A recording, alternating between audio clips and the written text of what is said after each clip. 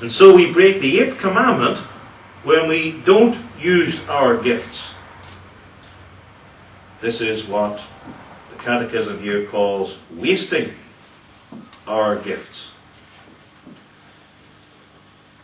And when we use our gifts in the service of sin and our own lusts, that is, as if we actually owned our gifts, that they were totally within our remit, and we decide, well, I've got these abilities, I've got this money, it's my time, and I just do whatever I want with it, then that's abusing your gifts. That is, you're using it not for the purpose for which you received it. Thou shalt not steal. That is, use the good gifts that I have given you for the furtherance of my kingdom and the honour of my name.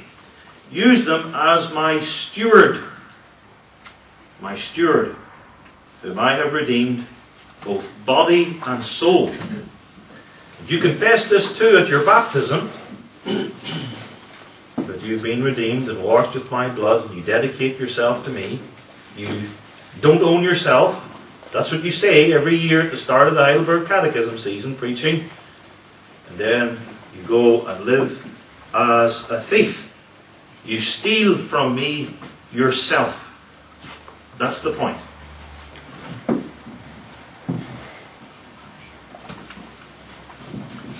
And we don't want to do that. We don't want to offend the Lord. We don't want to do that too because that makes worship impossible. How does it make worship impossible? Well, what is worship? Worship is offering yourself up to God as a living sacrifice. You say in worship, Lord, thou art worthy, I'm thy servant,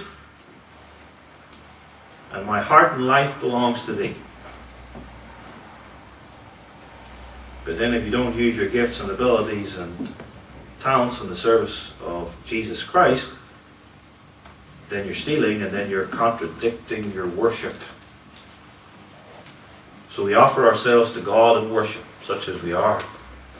We serve Him, therefore, in gratitude. And principally, when we do this, we are keeping the 8th commandment. We're not stealing, we're giving to the Lord His due, our worship, our hearts, our service.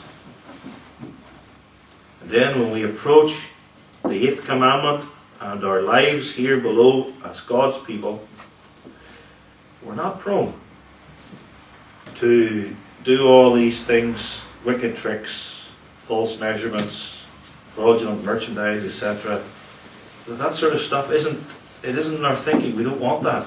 And whenever the temptation comes, we say that's contrary to the basic bent and direction of my life. And so we shun it by God's grace.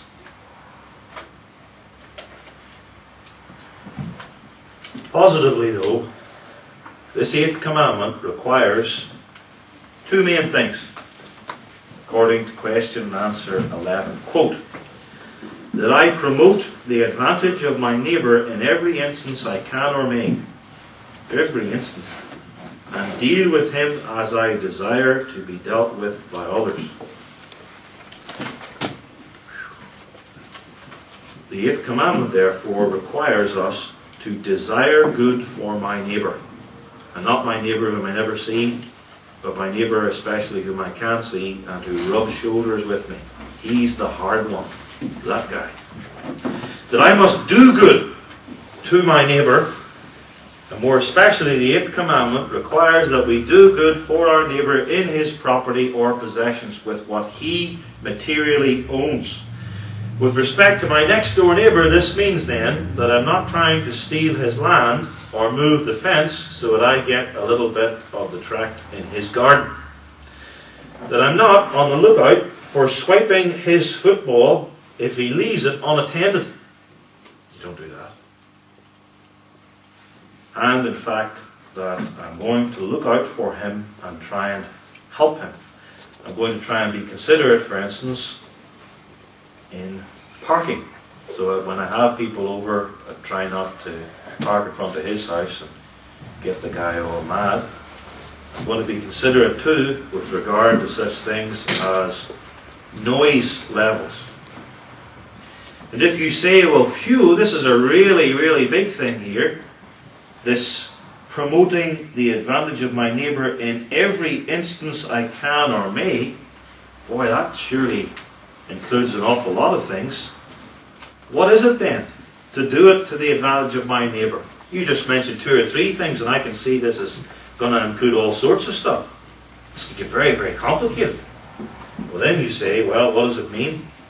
I must deal with him as I desire to be dealt with by others. So I've got to think of it that way. That'll help, in my mind, think what I ought to do. As Jesus said, do unto others as you would have them do unto you. So then we think, well, how would I like it if he or she did that of me? That's a pretty good guideline to know how we ought to treat our neighbours and to seek their good and their welfare in their possessions and money too. So we love our neighbour, and we love our neighbour in his possessions. Now I talked about the guy next door. What about the guy with whom we trade and buy and sell? My guess is that that might even be harder. The neighbour with whom you have financial dealings, so that you're not out to con him or get as much as possible from him for as little as possible, that you're interested in fairness, and not just fairness for yourself, but fairness for him too. And immediately we sense that we feel this is incredibly difficult, because this is very opposite to our natural inclinations. We might even think this is totally mad. How in the wide world are you ever going to live today with that sort of attitude? If I did that, I'd be broke. Could never cope. This, of course, only teaches us not only our own depravity and blindness, but that, as Galatians 1 verse 4 puts it, this present world is evil. The world is so made up since the fall that every good gift that God has given is pressed into the service of sin, so that the whole world system militates against Christian ethics, because it's ingrained in us and the old man and everybody else, and the systems of this world, the buying, the selling, the markets, the business world, that this is the only way in which you can get ahead. This is the only way you can keep your head above water. You've got to be on the lookout. Everybody else is going to fleece you, so you have to be one step ahead of the crowd, or else you're going to be ripped off left, right, and centre.